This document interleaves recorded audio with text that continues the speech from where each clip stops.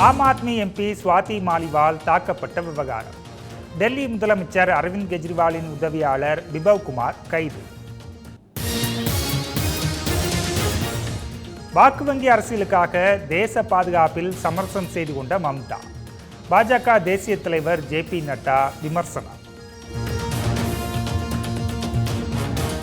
India கூட்டணி ஆட்சி அமைத்தால் குடும்பத்துக்கு 10 கிலோ ரேஷன் அரிசி இலவசம். காங்கிரஸ் தலைவர் மல்லிகார்ஜுன கார்கே அறிவிப்பு. குற்றாலம் மற்றும் மணிமுத்தாறு அருவிகளில் சுற்றுலா பயணிகள் குளிக்க தடை. சிறுவன் உயிரிழந்த நிலையில் நடவடிக்கை.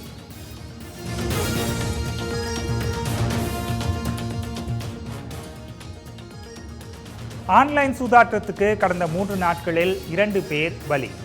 அப்பாவிகளின் உயிரிழப்பை தடுப்பதில் தமிழக அரசுக்கு அக்கறை இல்லையா என பாமக தலைவர் அன்புமணி கேள்வி. மாஞ்சோலை தேயிலை தோட்டத்தை அரசே ஏற்று நடத்தி தொழிலாளர்களின் வாழ்வாதாரத்தை பாதுகாக்க வேண்டும். அமமுக பொதுச் செயலாளர் டிடிவி தினகரன் வலியுறுத்தல்.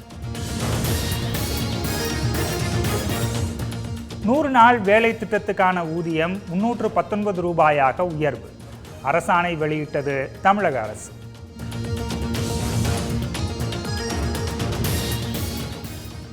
சென்னையில் ஆபரண தங்கத்தின் விலை சவரனுக்கு 640 ரூபாய் உயர்வு. ஒரு சவரன் 54,800 ரூபாய்க்கு விற்பனை.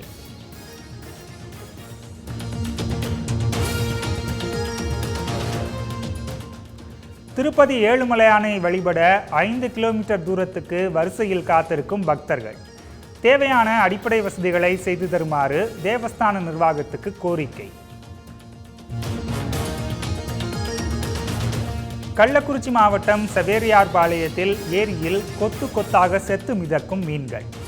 துர்நாற்றம் வீசுவதால் பொதுமக்கள் கடும் அவதி.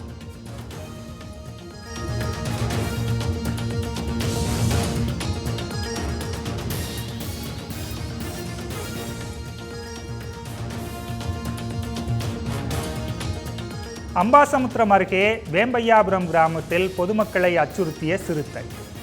கூண்டு வைத்து பிடித்த வனத்துறை.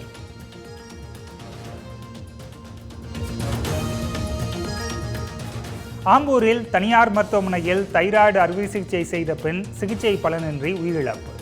பெண்ணின் உறவினர்கள் போராட்டம்.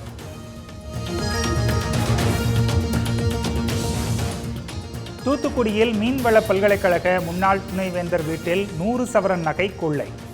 மர்ம கும்பலுக்கு போலீஸ் வலைவீச்சு.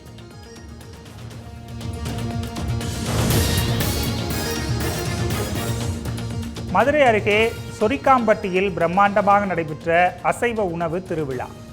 கமகமக்கும் விருந்தில் 15,000 பேர் பங்கேற்பு.